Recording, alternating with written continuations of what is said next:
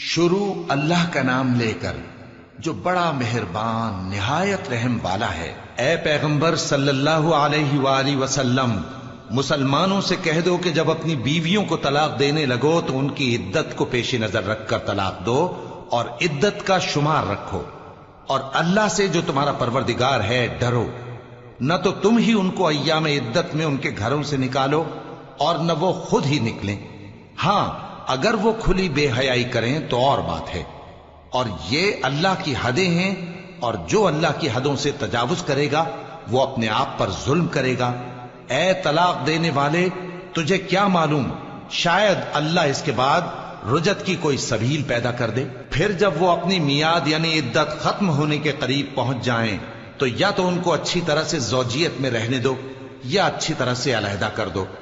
اور اپنے میں سے 2 منصف مردوں کو گواہ کر لو، اور اے گواہو اللہ کے لیے درست گواہی دینا۔ ان باتوں سے اس شخص کو نصیحت کی جاتی ہے جو اللہ پر اور روز آخرت پر ایمان رکھتا ہے، اور جو کوئی اللہ سے ڈرے گا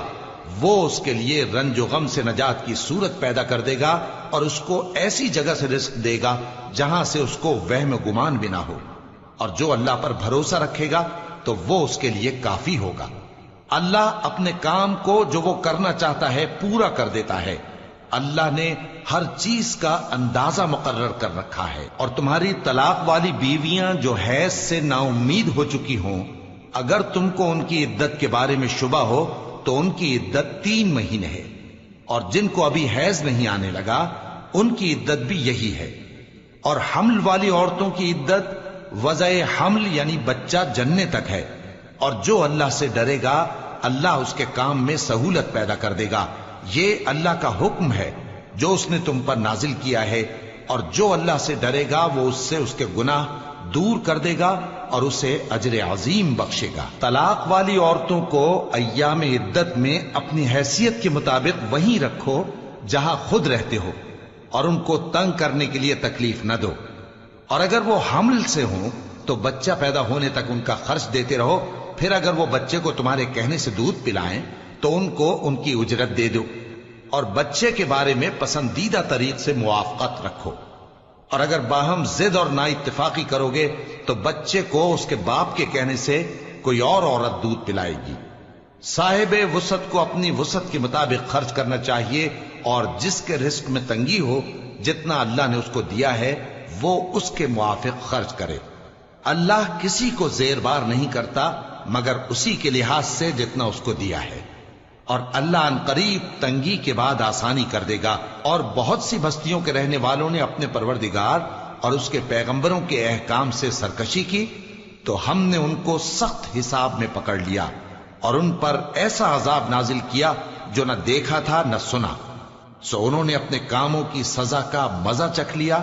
اور ان کا انجام نقصان ہی تو تھا۔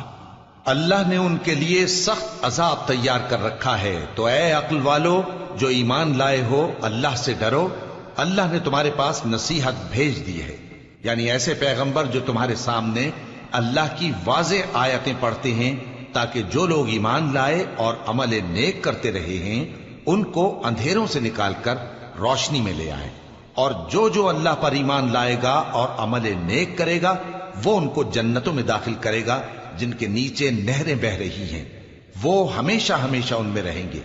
اللہ نے ان کے لیے کیا خوب رزق رکھا ہے۔ اللہ ہی تو ہے جس نے 7 آسمان پیدا کیے اور ویسی ہی زمینیں بھی، ان میں اللہ کا حکم اترتا رہتا ہے تاکہ تم لوگ جان لو کہ اللہ ہر چیز پر قادر ہے، اور یہ کہ اللہ اپنے علم سے ہر چیز کا احاطہ کیے ہوئے ہے۔